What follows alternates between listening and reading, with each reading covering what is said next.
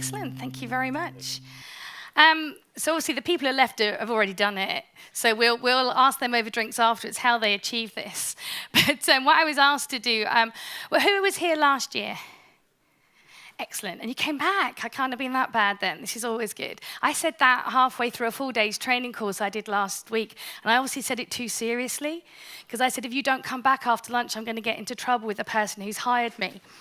And people coming up to me going, I'm really, really sorry, I've got to go early, but I've already cleared it with, I was only joking. But no, I'm very pleased that you came back.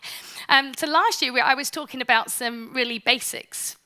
And Goran asked me to come back, and he had great faith in you all, and he said you would be miles further forwards with your data governance initiatives.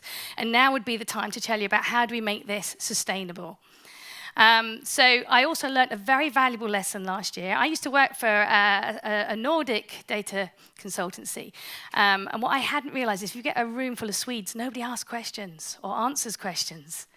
But you're really enthusiastic one-on-one. So I just assumed that I could do my normal style and that I could ask the audience loads of questions. And those of you that hear what happened, there was like silence.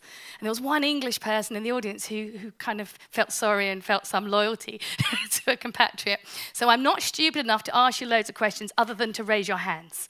So if you could do that, that would be really great. And if you do want to join in, that would be even better, and you'd make my day, because I would have proved that I can make you talk to me.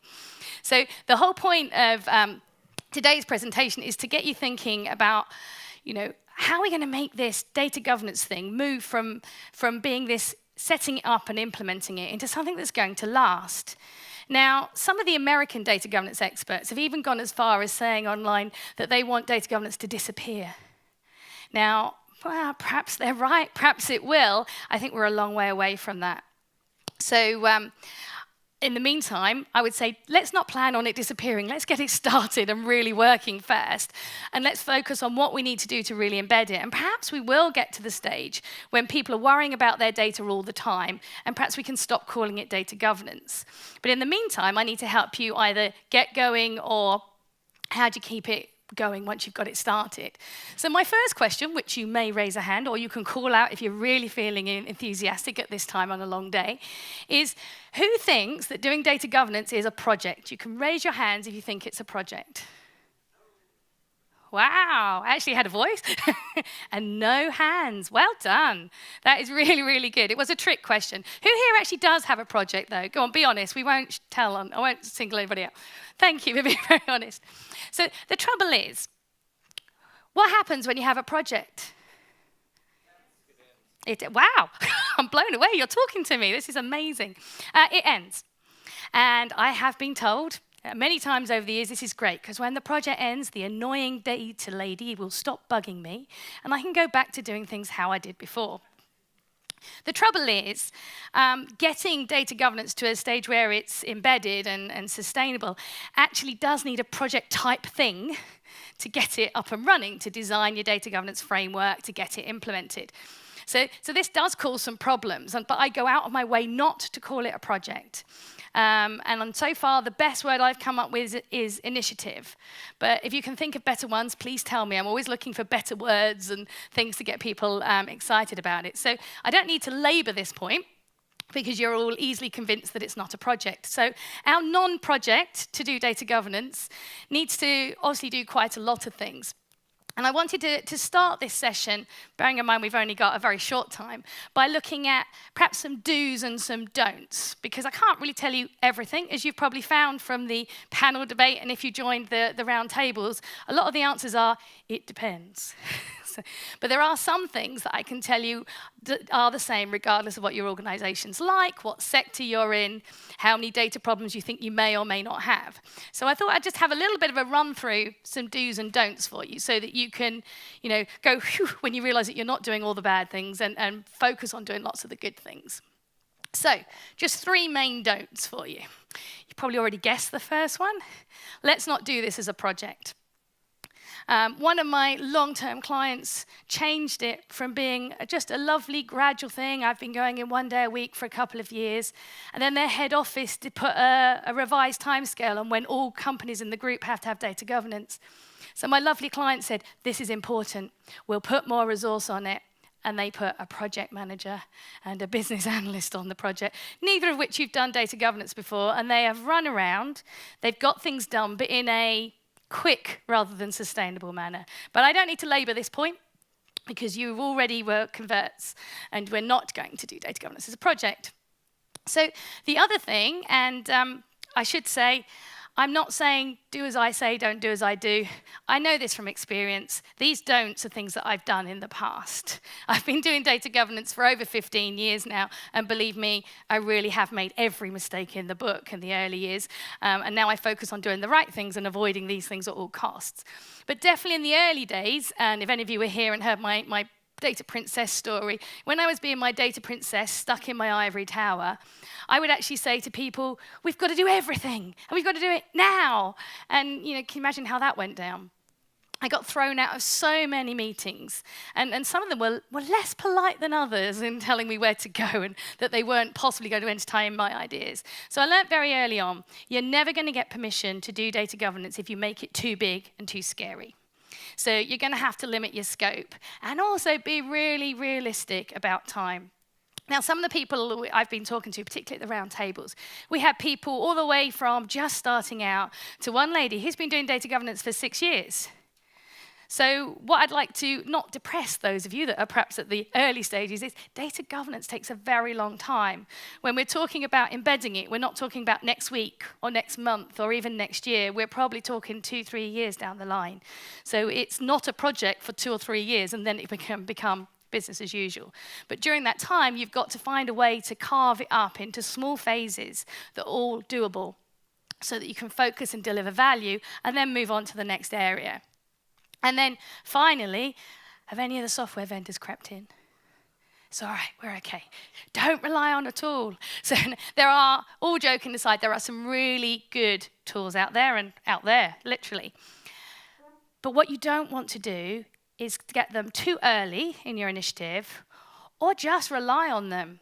Now, I shouldn't complain because I've actually got some work out of some of the software vendors when they've gone in, sold the tool, and the company rings them up and says, your tool's rubbish. And they say, what do you mean? What functionality is it missing? And they say, well, it's not doing data governance for us. And at which point, luckily, this very lovely vendor goes, I think it's because you don't realize that people do data governance and the tool's a facilitator. And they usually introduce me and say, Nicola, come and tell you what data governance is. So I would say tools are very, very valuable. So all joking aside, I'm not dissing the guys outside. But get them when you've got your data governance started, when you've got some culture change starting to happen in your organization. Because if you don't, everybody goes, oh, that's all right, we've got a tool, no, that'll do data governance for us. And we know tools will only do what we tell them to do. And data governance is actually, despite its title, more about the people and the processes than it is actually about the data. So that's the negative side bit, and I'm sure none of you are doing any of that, are you? So that's good. So we can just keep them on your do not do list, and we'll have a quick look at the things that I really want you to do. And because they're the important things, I'm then going to go into a little bit more detail on them to give you some more specific tips around them. So the first do is make sure that you prioritize all your activities to align with your strategy. Definitely one I didn't do in the early days. So I was kind of a normal human being. What do? You pick the bits you know and are easy, because that's going to be far easier to sort out. And I was making some headway, and I was getting some people engaged in data governance. But then what would happen was I would come to you and I'd say, we agreed to do those things. And you go, yeah. And I said, well, have you done them? And you go, no. And I went, well, why not? Oh, and this other big project came along, and it's a higher priority than data governance. And I kept getting that time and time again. And I realized that I wasn't aligning things with strategy. So I don't know if any of you are coming on the training tomorrow, but one of the things that I train over and over again, start with your corporate strategy. Not your data strategy, they're great, but let's not even dive into that. You have to do your homework, and you have to work out, what is your organization trying to do? Is it trying to reduce costs, increase profits, enter new markets? You're all going to have something. I did work with one company who, when I asked them, they went, I don't know, it's in the CEO's head, which was a little bit more challenging. But normally, there is something tangible that you can look at. And I would really encourage you to spend some time going through that strategy and the objectives. and work out, is your data good enough to support that strategy? Because if it's not, what a wonderful thing to go and talk to the stakeholders about. Because all your senior stakeholders are going to be responsible for delivering all or some of that strategy. So they're interested in that. So if you prioritize your data governance activities to help them deliver their part of the strategy, how hard is that to get their buy-in? And you're focusing on the things that are going to be the most value to your company. And yes, there are some other bits that probably you could do quickly and get some quick wins. And I'm not saying don't do them, but make sure you focus your initial efforts on the things that align with strategy, because that is how you're going to get your stakeholders to talk to you, to be engaged, and to stay engaged. And so you won't be told, as in the early days I had been told several times, really sorry, Nicola, but data governance was just flavour of the month, and it's not anymore. Kind of, can you go and do this for us? And I'll be going, no, I like data, or I found my thing. So in some ways, I should be grateful I made that mistake, because otherwise I'd still be a long-term permanent employee at a bank. Whereas now I actually spend all my time doing data governance because I decided I loved it so much. I must be mad. So one of the other things that, and this is definitely a do as I say, not do as I do, you have to do lots of communications, because actually what we're trying to do is change the culture of your organization. And there's a really good analogy about this that I heard. If any of you have heard of DARMA, the Data Management Association? So Peter Aiken is a past president of it. He's actually a professor at one of the US universities, and he's a fantastic lecturer. So if you ever hear him speak at a conference, make sure you go and listen to him. And he was in London a few years back, and I heard him stand up, and he said, the trouble with data is people think about it the same way they think about air. And he had a whole room full of people looking at him like you're looking at me. You go, huh? So you all got up this morning, you jumped in the shower, you maybe grabbed a cup of coffee. Did you check the trains or the traffic? Who checked the air quality? No, chances are nobody did. The only time you think about air quality is when you're laying on the floor, clutching your chest going, I don't think there's enough oxygen around today. And people are the same about data. And as soon as he said this, I thought, that just makes so much sense. You all do your job, and then the data goes wrong. So your job gets a bit stressful. So everybody runs around, they panic, they fix the data, and then you go, whew, back to how we were before. Nobody goes and says, why did it go wrong? What can we do to make sure it doesn't go wrong again? Because we're just not thinking about it. So we need loads and loads of communications to help us facilitate that culture change and get people thinking about their data. And then the other thing that I just don't think you can do enough of is this stakeholder engagement at all levels in your organization. It's not a case of coming to saying, do you want to do data governance? I'm picking on somebody I know will say yes, so that's just no good. But I go, would you like to do data governance? I work a bit hard and you say yes, and then I move on and just expect you to get on with it. This isn't going to work. I think, I'm so sorry, I said to the poor people who came to my round tables, I will repeat these things because they're my usual analogies. But my husband doesn't work in this field at all. He doesn't know what I do. He doesn't really understand it. If we're out for dinner with friends and somebody goes, I just don't get it, Ian. What is it that Nicola does? His stock answer is she goes to meetings. And he says that because I never answer my phone or text messages when I'm at a client helping them do data governance, because I am in meetings. I'm talking to stakeholders. I'm trying to get them to either start doing data governance or continue doing data governance. So you cannot underestimate the amount of effort and energy it's going to take to keep these stakeholders engaged. Because if you're not in front of them talking about data governance, what do you think they might be thinking about? It's probably not data governance. It's whatever else is on their to-do list. So we need to do lots of stakeholder engagement. So I realize it's really easy for me to say, well, that's it. All you have to do, folks, don't do those 3 things. Do these 3 things, and you'll live happily ever after. Now, okay, let's be reasonable about this. That isn't what's going to happen. So I thought I'll be a little bit more helpful and give you a little bit more insight into how I go about doing these things when I'm actually doing this at a client. So I wanted to start with stakeholder engagement, and I wanted to ask you a question again. See, I'm getting brave. I thought you might hold your hands up. So I know this works because I've already asked somebody, because you do have to be careful when you're presenting in countries other than your own, because things don't always translate the way that you're expecting, but this one does work, I'm told. If you had a choice of 2 approaches with your stakeholders, would you choose the carrot approach of all the benefits of why we'll do data governance, or would you go for the stick? So hands up for the carrot. Excellent. What nice people you are. And what about the stick? Oh, there's always one. I'd be really disappointed if there wasn't one. So, you'll be very pleased to hear that I actually agree with you. I always try to use the carrot first, but this is you talking to somebody who's experienced, because I really enjoyed your presentation this morning. You sometimes have to keep the stick in your back pocket, but generally go for the carrot and start with the carrot. Yeah. We've said time and time again, I've heard loads of people say it was said on the panel discussion, everybody's interested in what's in it for me. And most people will respond better to a nice thing that's going to happen to them as a result of data governance rather than being beaten up with a stick. So, as I said, I don't kind of say that I never use a stick. That would be lying. And sometimes you have to use the stick just to get to talk to the stakeholders in the first place. So because I started my career in a bank, and that's where I got into data governance, I end up doing a lot of work with financial services. And the good thing about financial services is that there's a lot of regulation these days that require them to have data governance. But if I just relied on those, I'd be working for the types of clients that just want to do, what's the bare minimum I can do? What boxes do I need to tick to get the regulator off my back?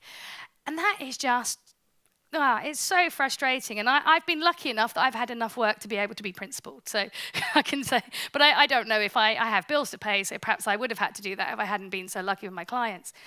But that is really short-sighted. In my experience of regulators of every industry, they never sit still. They will raise the bar or they will change it later. So if you do a tick box exercise, in 2, 3, 4 years' time, you're going to have to tear it up and start again. And actually, all you're doing is introducing overheads for no real value other than ticking the boxes for the regulator. Whereas if you take the opportunity to do data governance properly over everything, there are huge business benefits to be had from it. So I like to wave that carrot at people. But, senior stakeholders are, some of them, incredibly slippery and challenging to pin down. And sometimes you just have to give in, get the stick out and say, I need to talk to you about, insert words of relevant regulation. GDPR has been very useful. And you will at least get a meeting, and then you've just got to make sure that you have done your utmost so you are ready to make the most of everything in that meeting. While I was Googling for the images for these slides, I did find one stick that I will let you use. And this is for you to take photos of you celebrating your successes in data governance. Because one thing we don't do is we don't tell people enough when we actually have done something and saved some money as a result of data governance, because we're too busy thinking about what we got to do next, where we're going to roll it out to. So take lots of photos, shout about what you're doing to get people on side. So my next question for you, you can vote on. There are two ways, and I've heard people talk about it today already. You can engage and start a data governance initiative from the bottom up or the top down. So who here thinks top down's the best way to do it? Ooh, just over half. And what about bottom up? Ooh. See, and you haven't got the slides. I always worry when I'm doing training courses about giving people the slides, because there's always somebody who's proactive and reads ahead of them, but you haven't even got the slides. And people are knowing the right answers. So I just wanted to, before I agree with Henrik, I will have a look at the pros and cons of doing both ways. So if we do it top down, you've got the one thing that I said in the panel debate, you need executive sponsorship. So you've got that. If you've got executive sponsorship, that's going to make getting the peers and the other execs signed up a lot easier, because your sponsor should be putting some peer pressure and helping get them on board. So that's really, really easy. Trouble is, if you leave it at that, you're relying on them to cascade everything for you. And even the best behaved data owner going can forget to do things. And I've had that in the past where we've had a meeting of data owners and we said, the next thing we're going to do is X, and they all nod and we say, so will you cascade that to your data stewards and your team? And they all go, oh yes. And we go, so month's time we need this in, yes, that's fine. You will find when you're doing data governance, it's really hard to get the balance right. We've been chasing people too often and not enough. So we waited until about week 3 to go to the data stewards. How are you going on with this job? You've got a week to go. And one department went, what? We've got no idea what you're talking about. We've got what? How long to do how much? And we said, but Elspeth would have told you. And they all went, no. She'd been to the meeting and definitely intended to do it.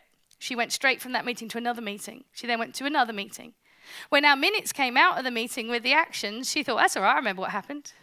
And she never told her data stewards. So you can't rely on your senior execs doing all the hard work for you. So you need some of that. If we look at it from the other way and do bottom up, you're talking to the people who really are doing the data capture. They're the people who are using that data. So they can tell you perhaps the challenges they have and why they can't do it the right way. Is it time constraints? Is it system constraints? And they're the people you really need to start talking to embed this cultural change that I said you've got to have. So that's really good. But if you do it from the bottom up only, although one gentleman did tell me earlier he did it successfully from the bottom up, which I think is great.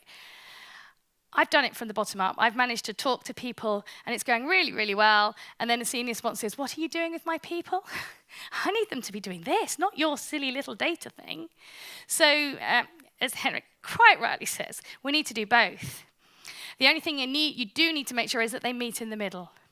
Now, my sister's a civil engineer back in the UK, and she gets the Civil Engineering magazine, which I think is really dull and boring, but she thinks the same about data governance, so we're equal on that. But when they were building the Channel Tunnel, I don't know whether you ever got to hear of it, they were drilling from both sides of the channel, and they nearly missed. So we need to make sure we don't do the same with our data governance, and that as part of our engagement, we know that we're getting the same message and that they meet in the middle. So, just a very quick bit about that, because I'm really conscious of the time. I knew I'd tried to cram too much in, because I wanted to give you so much to help you. Top-down is a very nice quick one. The main way to engage your senior stakeholders is what I've already told you. Making sure you take the time out to look at your strategy and align everything you're doing with that in the early days. And also be conscious that strategy changes. Data governance framework is not a fixed thing. It will evolve, one, as you mature in your approach to managing your data, but also as your company evolves and changes. And from the bottom up, this is my favorite bit, actually, because the strategy is very, very sensible, but it's the dull bit, the necessary bit. It's go out there and find your data quality horror stories. Find out what has gone wrong and get them to use them as illustrations. One, for perhaps making the case for doing it in the first place, but also for making that culture change. I've got loads of stories, but I can't share them because of the time. But I'm sure you all know, you can all think of things that have gone wrong. Things that are either perhaps a little bit amusing with the benefit of hindsight, but perhaps some that are really embarrassing, and things that have cost a lot of money or done you some reputational damage. They're the things that you need to be gathering. Even if they're fixed and long gone, you need them to start saying to people, we don't want this to happen again. Or if it's still a live issue, we can fix this. And it's the people down at the bottom in the trenches that can actually tell you what these issues are. So that really was a whistle-stop tour of stakeholder engagement, and it takes a little bit longer than that in real life. But I wanted to just spare a few minutes to talk about communication, because I've learnt this the hard way. You cannot do enough communications during your data governance initiative. And it doesn't matter how much you do, I can guarantee it won't be enough, because there'll be 101 other things for you to do. But if you're going to affect that culture change, you've got to communicate. You've got to be reminding people to think about their data, reminding them what to do if something goes wrong with that data. So you've got to look at every way, as I said earlier on the panel, that you can start getting that message out there. Now, those of you that are coming on my course tomorrow, we're going to spend probably about 20 minutes, half an hour talking about top tips for data governance communications. Well, I've got like 5. So, or unless Thomas is feeling really kind, you might have 6. But I wanted to, if I had to pick one thing out of communications that was the most important thing, I decided it was context. And you were brilliant. You illustrated this point for me earlier. I didn't know I was going to have a live example. So what does context mean? Well, it's all about setting the circumstances in which you're going to explain something. And I thought Henrik did it fantastically. He explained his context about how he was trying to do data governance, information governance, before he then explained it, because then it made sense to us. If he just said, hi, my name's Henrik, and I did this, we were going, that's nice. But he explained the confines in what he was doing, the complexities of an energy company in this evolving world. Context is absolutely vital. And this is the number one thing that you mustn't forget in your communications about data governance. And this is what actually makes the communications hard work, because this means you can't do a broadcast to the whole of your organization. You have got to do the work to understand each and every person that you're talking to and make sure you tailor the message to them. So let me give you an example that's not a data one, because I thought by this point we've probably had enough data examples. I don't know if any of you heard of the Washington Post did a social experiment called Pearls Before Breakfast. You'll get a very abridged version here, but it's worth going to Google. So back in 2007, they did what they thought was going to be a social experiment. And I don't know if any of you have heard of Joshua Bell. So he's a world-renowned violinist. And he plays at the biggest and best concert halls around the world. And they said, we wonder what happens if we put him out of context. And they asked him to dress in casual clothes and take his violin onto a Washington metro station and play like any other busker would be. Now, the bosses at the Washington Post were really, really worried about this because, when people realized Joshua Bell is playing and the subway, all hell's going to break loose, and they'd got all these contingency measures in place for crowd control. What actually happened was that he played non-stop for 45 minutes, some of the hardest violin solos that have ever been written. And the odd person stopped and listened, but most people were going to work. They rushed past, and the lesson that they learned from that was he was out of context. These same people would probably have paid hundreds of dollars to go and see him if he'd been in a concert hall, and they just walked on past because he was in the wrong place. It didn't occur to them that this could possibly be Joshua Bell. So we don't want those people doing the same when we talk to them about data governance. And I can tell you, because I have done this many times over the years, particularly in the early years, I hasten to say, is that I would bounce into your office and I'd go, here's everything I want to tell you about data governance. And you go, yeah, okay, thanks, next. Whereas really, I need to spend time. I need to do the research before I even see you. But when I do, I need to understand your context so that I can explain data governance to you in your context so that you understand it. So I'm a real book person. I love learning from books. And my favorite book on communications, which I actually put on there because people always ask me, actually has 5 rules of communication. Guess what the first one is?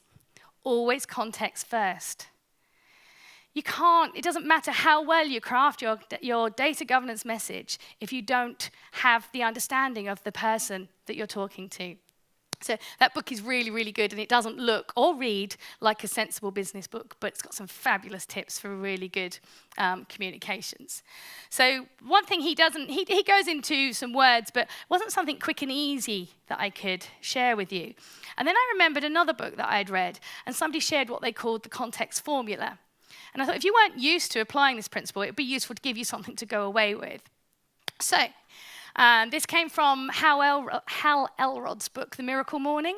It's all about getting up early and doing loads of stuff before you do your real job. It's actually very inspiring and very good. But in his context formula, he says, you need to acknowledge the audience. So, and your chairman, otherwise he doesn't realize you've seen the time. But what you need to do, acknowledge the audience. So we don't barge in and say, hello, my name's Nicola, I've come to talk about data governance. So we talk to them, we build rapport. We, enter their world. So we ask what things are going on, even if we know, because you should know, you should have done the research. And then we try and actually enroll them. So by this, we mean work out where they fit. And from my point of view, it's normally one of 2 buckets. They're going to get this and sign up and be an easy, nice stakeholder, or they're going to be somewhat challenging. But we enroll them. We make sure we understand what they're going to be like and what their likely reaction's going to be, because then we're in a better place to start explaining to them. And then we're in a a much better place to start explaining to them what's in it for them. So another book, sorry, I'm a bit of a bookworm, but I'm sure you've all read it, Stephen Covey's Seven Habits of Highly Successful Leaders. I think it's number 5, I could be wrong, is seek first to understand and then be understood. That's exactly it. If you've done the context formula, you've understood what's going on there, you've understood your person, now you can explain data governance and what it means for them.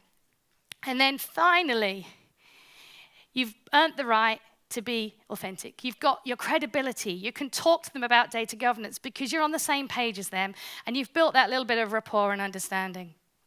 So that really was a whistle-stop tour. I know everybody says data governance is hard, it's challenging. Yes, it is. I can't tell you anything otherwise. Is sustainable data governance possible, though? Definitely.